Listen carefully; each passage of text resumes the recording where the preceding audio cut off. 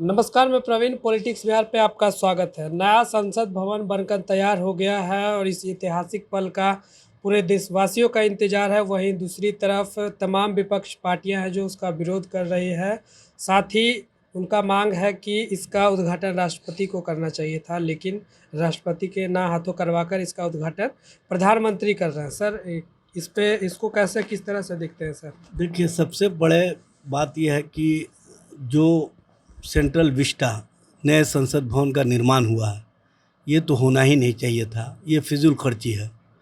चूँकि देश का नौजवान आज बेरोज़गारी के आलम में सड़कों पर घूम रहा है, उनके रोज़गार सृजन के लिए अगर यही पैसा लगा दिए होते तो कम से कम नौजवानों को रोज़गार मिल गया होता। चूँकि केंद्र सरकार नौजवानों के प्रति कोई सोच रखती नहीं है, नौजवानों के प्रति कोई कार्य उनका है नहीं। हर साल 2 करोड़ लोगों को रोज़गार का वादा किए थे, 9 साल हो गया, 18 करोड़ मिलना चाहिए था, मिला है 7,22,000। इसी से समझा जा सकता है कि केंद्र सरकार की नीतियां क्या चल रही है।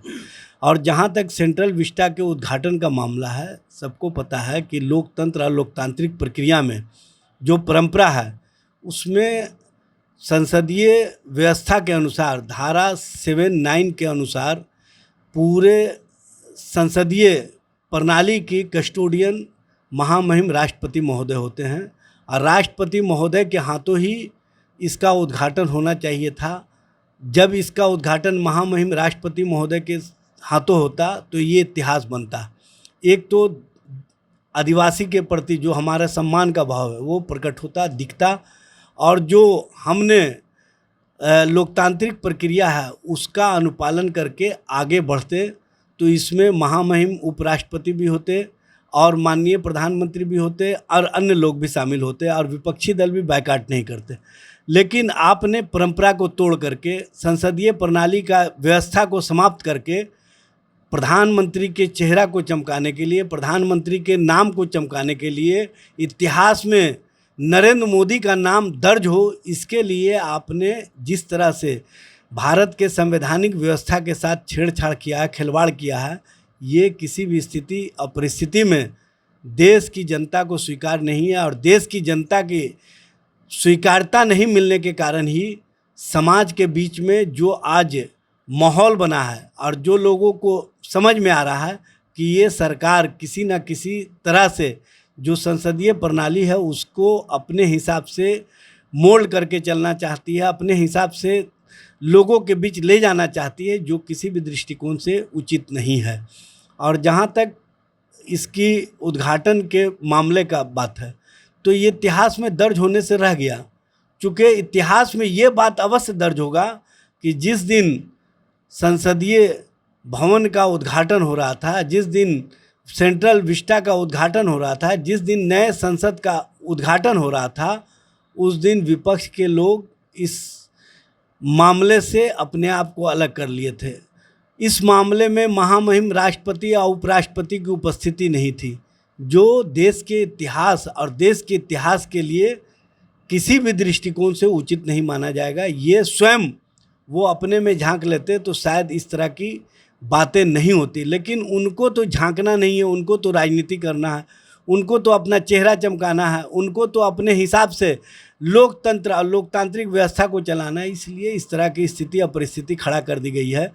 लेकिन मैं आपको स्पष्ट कर देना चाहता हूं कि ये जो लोग उद्घाटन कर रहे हैं, आने वाले 2024 के बाद ये कहीं नहीं दिखेंगे, क्योंकि देश की जनता समझ चुकी है कि जो लोकतांत्रिक व्यवस्था, जो लोकतंत्र और लोकतांत्रिक परंपरा है उसका निर्वहन नहीं करे, उसको लोकतंत्र में अब और आगे सरकार बनाने का मौका नहीं देना चाहिए। ये लोगों ने मन बना लिया है। इसीलिए भारतीय जनता पार्टी के खेमे में बेचैनी है, बौखलाहट है, और बेचैनी या बौखलाहट में वो जिस तरह का प्रलाप कर रहे हैं ये सब लोग देख रहे हैं, और जिस तरह की भाषा इस्तेमाल कर रहे हैं इससे भी स्पष्ट होता है कि उनको किस तरह की बेचैनी है। क्योंकि उनको पता है कि जनता के एक बड़े प्रतिनिधित्व जब इस उद्घाटन कार्यों से अलग रहेंगे तो कहीं ना कहीं संदेश खराब जाएगा। इसीलिए भारतीय जनता पार्टी बेचैनी में, बौखलाहट में जिस तरह का भाषा इस्तेमाल कर रही है किसी भी दृष्टिकोण से स्वीकार नहीं है। और ऐसी भाषा बोलने वाली भारतीय जनता पार्टी ये स्पष्ट कर दे कि क्या संसदीय परंपरा में महामहिम राष्ट्रपति महोदय को, उपराष्ट्रपति महोदय को अलग करके आपने जो लोकसभा और राज्यसभा के लिए बिल्डिंग बनाई है, उस बिल्डिंग का उद्घाटन कर रहे हैं, तो उसमें राज्यसभा के सभापति महामहिम उपराष्ट्रपति महोदय होते हैं, तो आप उनको अलग करके कैसे आप संसदीय प्रणाली को और संसदीय व्यवस्था को आगे बढ़ाएंगे, ये स्पष्ट कर दीजिए।